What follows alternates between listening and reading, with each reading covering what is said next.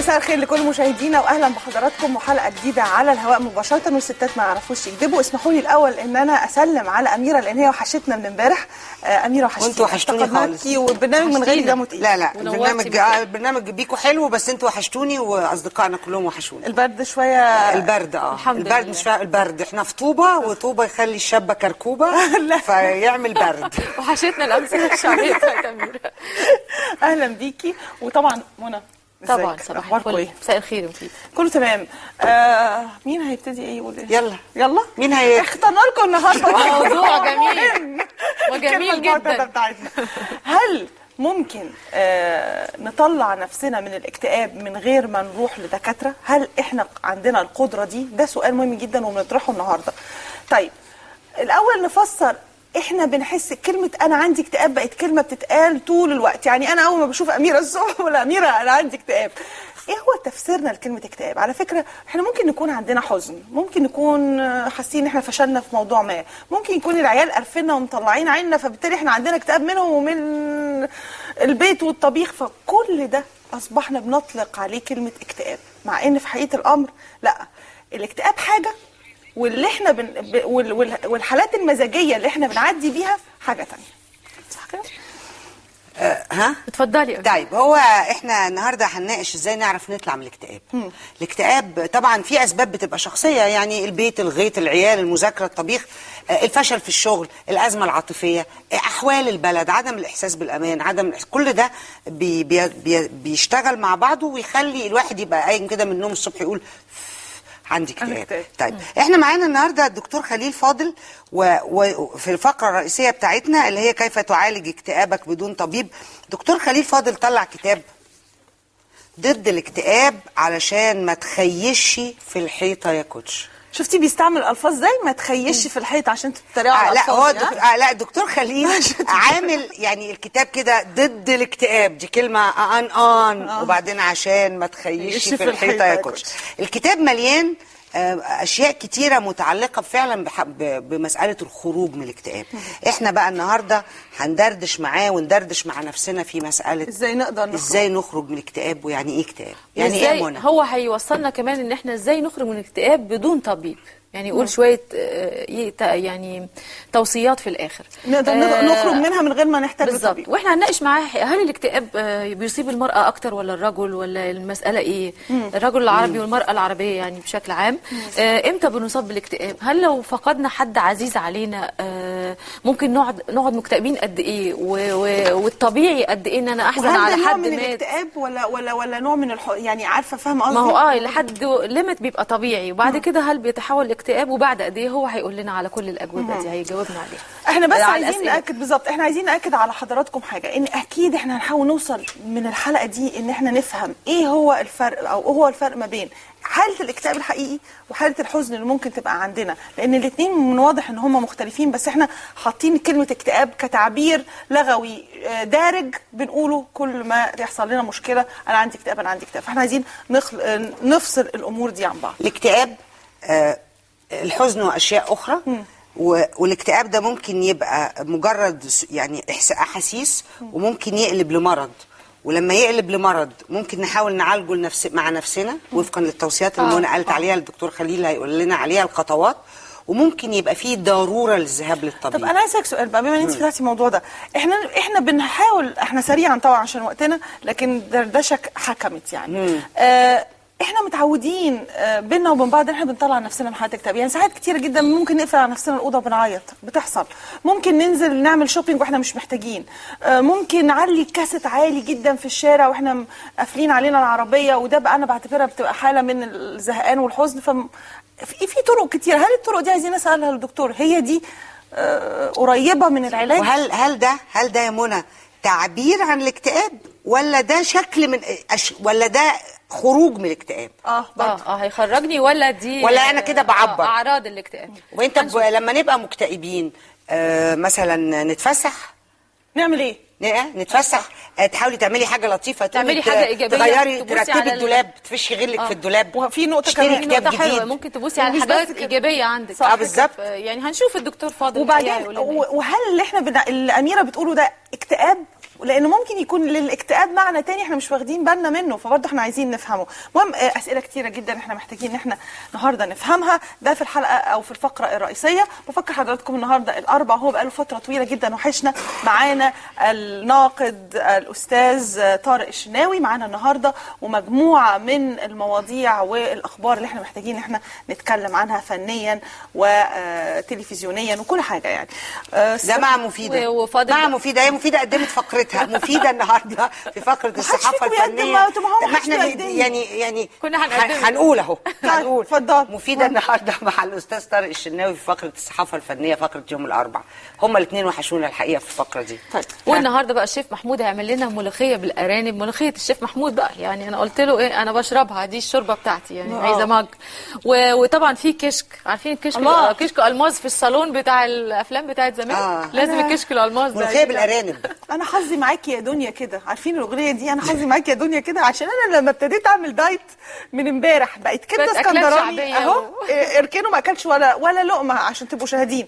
والنهارده في ملوخيه وارانب وكشك. يرضي ربنا ده؟ ولا ده بقى اختبار الاراده الشديد، وما تمديش ايدك على الاكل واحنا هندوق ونقول. انا زعلانه لان ادي واحد، ادي امراه واخرى في الكنترول، الاراده. اعملي يوم اللخبطه وابتدي من يوم السبت زي ما هي لحقت، هي هتاخد بريك قبل ما تبتدي. عندي المحامين في المكتب يقول لك هنعمل رجيم، وبعد نص ساعه تلاقي 200 رغيف. ايه يا شباب في ايه؟ يقول لك النهارده اليوم البريك. لا والله بس انا اميره اتلزمت امبارح على وعد ان شاء الله، عشان كله في مشاهدين معانا واصدقائنا على الفيسبوك بيقولوا لي مفيده انت تخنتي شويه خسي، فانا اوعدكم حاضر بجد يا سهير. انا ميرسي جدا. ما تاكليش بس الملوخيه ولا الكشك، وركزي في الاراده. والاراده على فكره بتطلع من الاكتئاب، والخسسان بيطلع من الاكتئاب. ايوه انا قررت اعمل كده. خسسان بيطلع من الاكتئاب. عارفه نفسي ابقى خدت مثل جينيفر لوبيز وقلت انا نفسي ابقى قريبه عشان ما حدش يفهمني غلط، قريبه من مين الست جينيفر؟ حاجه جامده جدا مش جيلو يعني بقول مين حضرتك؟ طيب سؤالنا على الفيسبوك النهارده لكل اصدقائنا، السؤال بيقول هل تعتقد ان بامكانك التغلب على الاكتئاب دون استشاره طبيب؟ نعم، لا، احيانا. نعم. انا بفكر في حكايه جيلو صراحه. عارفه ليه؟ مفيده، انا هقول لكم على سر. اول ما دخلت اتخانقت مع كل الوفيات، قالت لهم بصوا لو طلعتوني تخينه، يعني بتعمل معاهم ديل، لازم تطلعوني رفيعه. 10 جنيه على كل كادر غلط هيظهر ليا. نظر ان النهارده غير قعدتي، فانا قلت له 10 جنيه على كل كادر هيطلع غلط. ده انا كده يبقى ليا 2 مليون جنيه عندهم. بالظبط انت جايبه. انا ليا 2 مليون جنيه يا شباب من الكادرات. بس عشان نبقى متفقين يعني. عندنا تقرير رائع جميل مبشر كده، يعني فضيلة المفتي الجمهورية دكتور علي جمعة عمل ندوة عن الوسطية في الإسلام مع شباب الدعاة، وهنشوف التقرير ونرجع بعد الفاصل مع ضيفنا الدكتور خليل فاضل.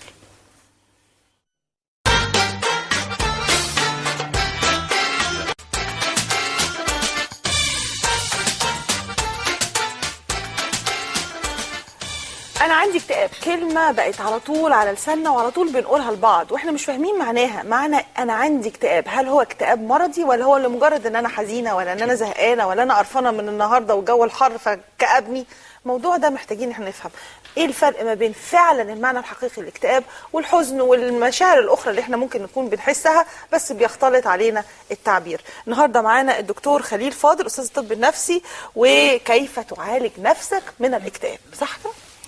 اهلا وسهلا يا دكتور. امتى نقول ان جالنا اكتئاب او عندنا اكتئاب؟ وهل ده مرتبط باني مثلا بعض الناس تقول طب ده عايش كويس قوي وظروفه الماليه كويسه قوي وبيته حلو قوي وعياله كل حاجه حلوه قوي ورغم كده عنده اكتئاب؟ ده اكتئاب ولا ما اكتئبش؟ امتى نقول عندنا اكتئاب؟ فوازير. الاول في شعور بالاكتئاب وفي مرض الاكتئاب. يعني وفي الحزن ده شعور نبيل بيجي لكل الناس ولكل البشر. وساعات ناس بيقولوا اللي ما بيكتئبش او اللي ما بيحزنش يبقى ما بيحسش، يبقى ما عندوش اي احساس. لكن اللي حضرتك قلتي عليه لما تكون الظروف ميسرة وما فيش مشاكل مالية او اسرية او انسانية او سبب معين يدعو للإحساس بالضيق والحزن والاكتئاب والقبضة، بيبقى فيه خلل كيميائي في المخ في 3 مواد أساسيين هم السيروتونين ده للمزاج، وده بالمناسبة الشوكولاتة لسه كنت بتحسنه. هسأل حضرتك انا بموت في الدارك شوكليت او الشوكولاته الغامقه يعني اي فعلا حقيقي يا دكتور بتاع الدوبامين اللي هو التفكير، لان في ناس التفكير بيقتلها وبيخليها في حالة نفسية سيئة كتر جدا. التفكير يعني؟ كتر التفكير او التفكير السلبي، انك انت بتفكر غلط. ومادة النور ادرينالين اللي هي خاصة بالطاقة، اللي هي لذلك بعض المكتئبين بيبقى عنده بطء في الحركة، حتى يسوق العربية على 40. المشي بيضيعها. بالظبط كده. بيزود بيضيع المشي بيفرز مادة اسمها الاندورفين في الجسم، مسؤولة عن البهجة وتخفيف الألم. مش بس المشي والجوجينج، الركض والرقص والبلوغ والحمل والعلاقة الزوجية الجنسية وسماع الموسيقى العالية واكل الشطه. ابدا يا دكتوره، كلنا الازاز بيتكسر. لا يا دكتور لسه يعني الشهاده الجايه دكتوراه في علم النفس. اكل الشطه عايزين قلت اكل الشطه بيعمل كده نشاط. في بقى عايزين نفرق، نعرف مثلا اميره او مفيده او منى مكتئبين ولا عندهم مرض الاكتئاب. بنعمل حاجه اسمها اختبار النكته. نقول نكته، فلو ضحك المريض يبقى ما عندوش اكتئاب مرضي. تمام. لو جينا قلنا له انت كسبت اليانصيب وادينا له مثلا 10,000 جنيه يطلع من الاكتئاب، ده مش اكتئاب مرضي، ده مش في المخ بقى، دي حاجه على الرغم على الرغم من ان القاء النكته ودي في حاجه اسمها العلاج بالدعابه وبالضحك وبالفكاهه. وانا مره كتبت على روشته شاهد ما شافش حاجه DVD من مركز كذا. والله مسرحيه مبسوط جدا. انا كنت واثق ان مهنتي كقيادة والسفر كان عامل له ستريس، فاذا اكتئابه ليس اكتئابا يدعو، عشان احنا اغلبنا مسلمين وحتى المسيحيين ما عندهم الانتحار. فما بقولش لحد انت عايز تنتحر، بقول له هل انت تتمنى الموت؟ معظم الناس بيقولوا يا رب يخبطني اتوبيس، ان شاء الله قطر يدهسني، ان شاء الله اقع من على ان شاء الله يدهس البعد. طب حضرتك وقفت عند نقطه مع اميره حلوه قوي اللي هي ممكن اكون حزين. امتى بقى الحزن ده يبقى زياده؟ يعني بعد سنه بعد سنتين احس ان هو خلاص دخل في مرض. لا ده مش كده بس يا منى، لا هو مش لما يزيد، هو لما يؤثر على حياه الانسان ووظائفه الاجتماعيه والانسانيه والزوجية والحياتية، فيصبح غير قادر على الإنتاج وغير قادر على الاستمتاع. لذلك في مع احترامي الشديد دكاترة مننا أو إحنا ساعات بنخطئ، بنفتكر أن شفاء الأعراض هو شفاء المرض، مع العلم أن المرض يجب أن يجتث من جذوره. يعني بمعنى هضرب مثل بآخر مريضة اكتئاب شفتها امبارح بالليل بدون تخصيص علامات تميزها عشان السرية والثقة. عولجت من الاكتئاب من سنة 2002. الاكتئاب المرضي كان شديد يعني ليه درجات، وتخف وترجع تخف وترجع. في سؤال ما سألهوش ولا زميل وأنا حبيت أسأله، إيه اللي حصل في 2002؟ هو ده لازم احنا كلنا، انتوا كمان تسألوه والناس تسأله للمرضى. حصل فقدان لفلوس بكمية كبيرة في البورصة أو في الريان، كل شوية لما تيجي تفتكرها بيجي لها نوع من لا هو حصل فقدان المال، حصل فقدان في المكانة الاجتماعية، حصل ثريت، حصل تهديد للأمان، فقدت الأمان والطمأنينة. البيت راح، الأولاد هيعملوا إيه؟ فهذا الإحساس بالتهديد بيجي عليك زي الوحش، أنا بسميه وحش الاكتئاب، فتحس بأنك أنت متعري. طب دكتور خليل، يمكن ده احنا بنتكلم عن حالات الاكتئاب، لكن اللي انا لافت نظري ان احنا كلنا بقت على لساننا كلمه انا مكتئبه، النهارده انا مكتئبه ازاي اقدر افصل ما بين احساسي انا كمفيده وانا مش دارسه لا علم نفس ولا اي حاجه، اقدر اقول لنفسي النهارده لما ابص على نفسي في المرايه لا انت بتافوري يا مفيده. ما هو انت بتافوري يا مفيده لو انت فضلتي تقولي عماله على بطال انا مكتئبه وبعدين تضحكي بالليل او تاكلي كويس او تنامي كويس، لا معناه انها مش مكتئبه. علامات الاكتئاب عشان نبقى ايه واضحين. ايوه ايه هي قول لي علامات الاكتئاب؟ الشعور بقبضه شديده جدا في الصدر وخنقه وعدم قدرة على التكيف مع الواقع والانعزال على الناس والتفكير السلبي وتمني الموت وانسداد الشهية للأكل تماما وفقدان الوزن أو العكس، فتحها تماما والزيادة المفرطة الشديدة. عدم القدرة على النوم إطلاقا نتيجة التفكير الشديد. أرق. عشان كده هنا في نقطة ولا مهمة مش قوي، أرق ده؟ إنه المنومات ما بتحلش المشكلة، لأن هي ما بتوقفش العقل عن التفكير. دي النقط بتاعت انا عندي اكتئاب مرضي. أو النوم الشديد جدا بحيث ينام 16 17 ساعة، نوم طويل ينعزل عن الحياة. ولكنه ليس عميقا أو حلوا. طب هسأل سؤال، لما حد ينام وبعدين من كتر ما هو بيفكر في حاجه يقوم ناطط من النوم صاحي يكمل تفكير فيها ويرجع ينام ده عرض من اعراض الاكتئاب التهيجي، ان هو متوتر جدا، في مزيج من القلق والاكتئاب.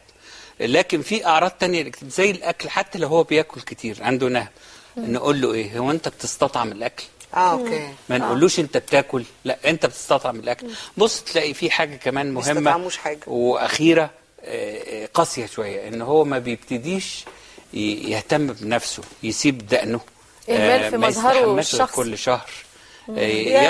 دي بقى احنا دخلنا دي في حالات بقى متطورة، تطور. وإذا تطورت إلى العجز عن القيام بمسؤوليات كثيرة والتفكير في قتل النفس أو إيذاء الغير، في حاجة اسمها الانتحار الممتد، ان انا اقتل ابني او بنتي، يمتد الى غيري. وحصلت مع ناس برضه في ظروف يعني الماديه والبورصه والحاجات دي. حصلت معايا. حصل صح. انا معاكي في ده. قبل الحلقه كانت بتقول انا لما احس اني مكتئبه جدا جدا مفتوحي يا اميره ماشي، انزل اشتري قصص واحطها على الكومودينو، ولما ابص كده الاقي الكتب مرصوصه احس بسعاده. انا لما احس اني مكتئبه جدا جدا، ما احنا بنلعب مش هنجيب معانا هي دكتور. على فكره مفيده قالت من شويه ان هي هتاخد دكتوراه قصص باللغه الانجليزيه في علم النفس، فهي حستها النفسيه كمذيعه عاليه شويه.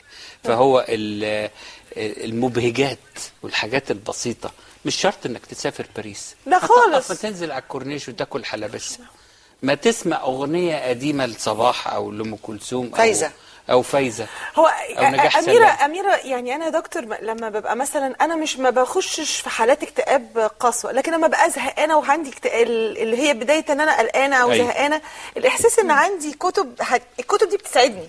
فانا بتدخلها في عالم جميل ولا مش بتقريها؟ بتدخلك في عالم جميل ومبهج ومليان مشاعر ودفء واحاسيس وكده. الكتب، الحاجات البسيطه، المجز، اي ايقونات، الشوبينج كمان تمثل لا بس هو في بقى لا شوبوهوليك، الشوبوهوليك علامه من علامات الاكتئاب. لا احنا هنخش في حته تانية اسمها بالانجليزي وهترجمها المانيك ديفنس. مانيك ديفنس يعني عندي هوس الشراء وهوس السفر وهوس صرف الفلوس. ما فيش فلوس لدرجه الهوس ده يعني كده نص نص ربع ربع. والله انا لو نزلت اشتريت قلم روج بنبسط. ما فيش فلوس لدرجه الهوس ده يعني. لا في ناس عندها فلوس بتغير العربيه كل شهر وبرضه مكتئبه، ويقول لك هم الناس ماشيين في الشارع على رجليهم ازاي؟ لا دكتور بتتكلم بجد يعني، هو بيغير ايوه انا بتكلم حضرتك من حالات عياديه حقيقيه، لانه الاكتئاب يوحد بين الناس، يطال الغني والفقير، ولكن الفقير اقل اكتئابا من الغني. طب واحد زي واكتئابه اخف. طب يا دكتور الرجاله ما بيعرفوش فيهم الاكتئاب اكتر احتار حساسيه، جرأة ان هم يجبروا كل الازواج المصريين. مش كل الستات عندها ازواج يعني يروحوا مع نفسهم الدكتور. يعني ما تعقدناش يا جماعه متعقدين. معظم الازواج دلوقتي تقابل حد ست او راجل معظم الازواج ما بيحبوش ستاتهم يروحوا يكشفوا عند دكتور نفساني او ان هم يقولوا ان عندهم اكتئاب. بس دي عشان ثقافه ان هو يقول لك انها مجنونه. هو ده رابطين بالدكتور نفساني انها مراتي جننت. هي هتقول للدكتور او الدكتوره، هتحكي له عنه، هتحكي له عنه يا دكتور وهو مش عايز حد يحكي عنه، وعلى بخله وحاجته وعلى حاجات كده كتيره. طيب مين اللي هيسأل حضرتك؟ وقلت لنا ان الست هي حساسه اكتر وبتفضفض اكتر. بس في نقطه تانية بقى في الست كائن ومخلوق جميل بيتحمل اللي ما يتحملوش راجل.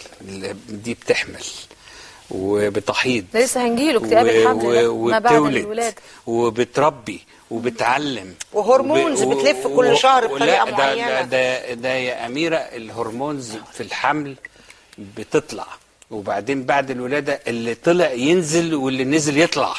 انا كمان بتكلم حتى وغير الولاده، غير كل شهر في سيركل اوف هرمونز ماشيه في الجسم، في ناس كتيره بتتلخبط وتخش في امراض اكتئابيه. وبعدين الست في مجتمعنا مقهوره طبعا. احنا مجتمع ذكوري صارخ الذكور. على فكره انا متهم ان انا مع الستات خالص بشكل ده انت جميل. هو دلوقتي حضرتك المجتمع ذكوري، بس احنا مضطهدين فعلا، مش كده؟ لا هو انا جداً ليا طبعاً، ليا خالص كلمه مكتوبه على النت تعجبكم، هي ان كل الرجال اوغاد حتى يثبت عكس ذلك.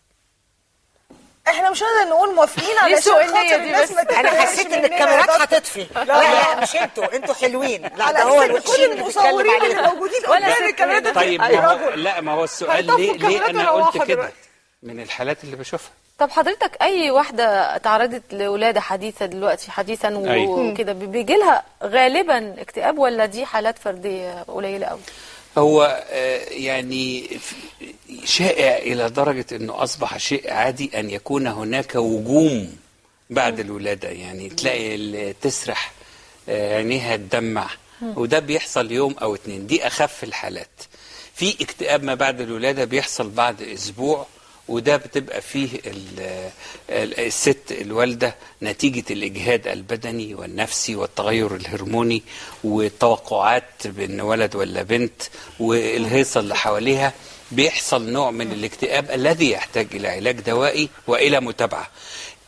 أما بعد 21 يوم إذا حصل نوع من الاكتئاب الجسيم الذهاني الخطير الذي من الممكن طب ثانية، أن هو ده اللي تموت فيه بيتكلم ابنها. هي المريضة بتبقى حاسة بكده ان هي عندها اكتئاب خطير ذهاني جامد، ولا ما بتبقاش واخدة بالها؟ لا بتبقى زي الروبوت، ما عندهاش إحساس خالص، وبتبقى ما عندهاش بوند علاقة مع طب الوليد. مين يجيبها لحضرتك تسمح هنا؟ لي بالظبط. لا، في طبعا. ستات بتمر مش بده، واخدين بالهم. لا بتمر بده وما بتتعالجش. كنت ده بالظبط. السؤال اللي عايزه اساله، انها بتعيط والحاله تمتد يوم واثنين وثلاثه، وتبقى في لحظات كارهه ابنها وفي كذا، وكمان لكن وكمان لا يا يمكن، أميرة يعني انا ده- اعرف ستات كتيره جدا حصل لهم ده، لكن لا حد راح لدكتور ولا تعالى. أنا أعتقد ممكن يا كمان أميرة على ما بقوش فكره عارفين. الزوج يبقى رافض في يقول ده فصول دلع بيبقى مثلاً، رافض او في مش فصول. حاسس ان ده مرض. في التدريب النفسي اللي بنعمله في العيادة عندنا لمدة ساعة ونص كل أسبوع كل يوم سبت، واحد مننا اللي كان في العباسية من 30 سنة قال لنا على فزورة، قال في عنبر المذنبين كان في ست في الثلاثينات معاها في عنبر المذنبين لأنه لقوا بنتها اللي عندها شهر جنبيها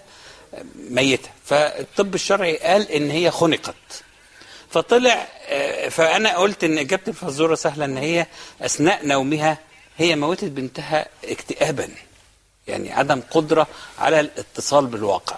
فدي الحالات الشديدة قوي بعد الشر على السامعين، عايزين نبعد عنها.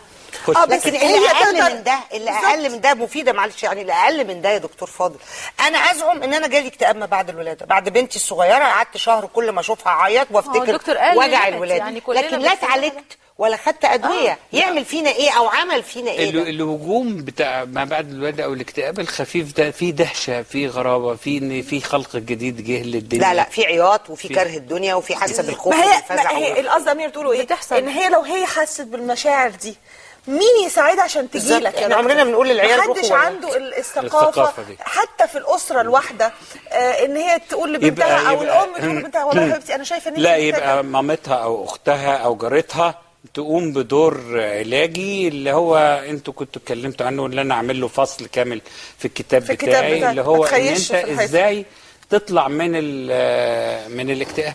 طيب ودكتورة النساء والتوليد احيانا بتوصي الزوجه ما بيحضر معاها جلسات في الاخر بتقول له خلي بالك انها ممكن تتعرض لحاله نفسيه، خلي بالك صح انها يا محتاجه ماما. وعشان الحنان كده بيدخلوا الازواج دلوقتي مع في وقت المتابعه الولادة. متابعه وقت والولادة. الولادة. في الغرب بقى، ونتمنى أن تكون مصر بعد الثورة مقتدية بالغرب، بيكون في حاجة اسمها الزائرة الصحية، ودي موجودة هنا. الزائرة الصحية بتاخد بالها من الأم، بتاخد بالها من الوليد، بتاخد بالها من البيت، بتجيب واحدة تساعد في شغل البيت، لأنه ساعات الست بتقوم من الولادة وبتقوم تشتغل في البيت. وده برضو بيزود حالة الاكتئاب اللي عندها. لأن بيبوظ طب جسمها دكتور خليل، ونفسيتها. احنا قلنا ان الست اكتر شخصية مرهفة، فممكن تصاب بالاكتئاب اكتر شوية من الرجل، لكن برضو مش عايزين ننسى الرجل لا. هو كمان بيصاب بالاكتئاب ولا لا؟ طبعا، لأنه شايل مسؤوليات كتيرة جدا. وسرعة خروجه من حالة الاكتئاب وخليني ازاي؟ اقول لحضرتك حاجه طريفه كده، بما اني انا راجل بحكم انه زعلت الرجاله بحكم مهنتي، لان انا بشوف الضحايا من الستات كتير، لكن الاولاد والشباب والرجاله اللي بيكسر قلبهم وبيتسابوا من الحبيبات او الخطيبات او الزوجات، ايه اللي بيحصل بقى؟ بيحصل لهم كسر اكتر من الست. اعمق. عشان ما بيعبرش عن اللي أعمق. جواه. اكتئاب الرجل اعمق. اعمق واشرخ واعمق في حاله صعب اذا يعيط ترك. وصعب يفضفض. ما بيقدرش اذا ترك. اذا ترك. عايزه ولد واحده إزاي ما تفرقعه يناسبوش؟ وجيجي تفرقع بس أنا بيبو بلقط فيروح عماله للدكتور. شغاله انا اذا ترك. ما طب تيجي يعمل بقى تشتغلي معايا. انا اقدر هي مفيده. جيجي تفرقع بيبو، يقوم بيبو يروح للدكتور لانه جاله اكتئاب. انا بتكلم بجد، يعني ثقافته عمرها ما هتقبل ده. بس انا عايز اقول لحضرتك حاجه، اتفضل. ان هناك ستات وبنات من كتر ما اتجرحوا من الرجاله اصبحت هوايتهن إيلام الرجاله الى اقصى حد. جميل. بس انا عايزه ارجع للنقطه بتاعت ان بيبو اتفرقع فمش عارف يجي لحضرتك. بجد انا بتكلم بجد. أيوة. دلوقتي ازاي الولد يبقى يجي بيبو؟ لحضرتك بيبو عشان المثل. دلوقتي ازاي بيبو يقدر يجي ويقول لحضرتك انا اتفرقعت قلبي مكسور. وقلبي مكسور وتعبان. هو بيبتدي ما ياكلش، بيبتدي يخس او وشه يصفر، ما يروحش الشغل، ما يركزش او ما يذاكرش، ما ينجحش في الامتحان اذا كان في الكليه، او يهجر المكان خالص وبص تلاقيه راح البلد وقعد هناك ولبس جلابيه وساب دقنه. كويس عشان نقول للامهات كمان ياخدوا بالهم. مغالاة وتطرف في كل التصرفات. بالظبط كده. فهو بيبو يعني ياخد فتره حزنه لان في فقد هنا. زي الموت بالظبط. اوكي. ودي انتوا لمستوها في المقدمه، بس هي ليها اسم علمي، الحداد والحداد المرضي. اوكي. اللي هو هتبتدي تاخدي التليفونات ولا اسال اخر سؤال؟ لا، منى ناخد انت تليفونات. اتفضلي، في تليفون. خلينا ناخد تليفونات طب يلا. وبعدين وبعدين نخش في أميرة محور تقول. تاني. ناخد معانا استاذ عصام. اهلا وسهلا استاذ عصام، وبعدين شروق ومحمد. استاذ عصام مساء الخير. مساء النور. أنا أحب أشكركم وأحب أحيي البروفيسور الفاضل، عشان أنا بسميه كده البروفيسور الفاضل، لأنه هو يعني شاطر جدا في مجاله.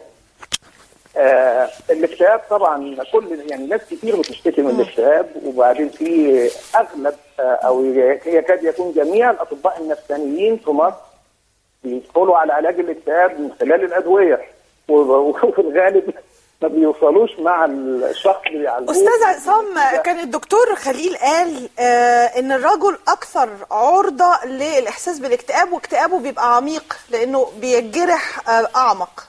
ممكن اعرف وجهه نظر حضرتك في الكلام ده؟ هل انت موافق ام لا ام معترض؟ يعني انا موافق جدا ان الراجل بيجرح اعمق. هو يمكن في فكره سائده ان الستات عندهم حساسيه اعلى من الرجال، لكن اوكي هنقول عندهم حساسيه اعلى ومرهفين الحس. طبعا يا دكتور. بس ده ما ينفيش عن الرجل ان هو من السهل ان هو يحس بالانجراح. يعني بنعتبر ان الراجل يعني استاذ يعني استاذ عصام جامد فما بينجرحش. بس استاذ عصام، لما بتنجرح بتعمل ايه؟ انجرحت يعني قبل كده؟ لا يعني طبعا واجهت مشاكل كتير يعني. شوفي صعب الرجل يقول اتجرحت، مش عايز يقولها. واجهت مشاكل، لكن ما ينفعش تقول انا اتجرحت. مريت بمشاكل. لا هو يعني هو بس يعني بسبب الحوار اللي حاصل بيننا دلوقتي فانا بقول، لكن فانا متلخبط ومش عارف اعمل ايه. بنشكر حضرتك. اوكي ناخد شروق. ايوه اهلا يا شروق، اتفضلي. الو. ايوه يا شروق، ازيك؟ انا كنت عايزه شروق، انت بتعتقدي ان احنا الو. اهلا يا شروق. اتفضلي. ايوه مع حضرتك. شروق، بتعتقدي ان احنا ممكن نخرج من حالة الاكتئاب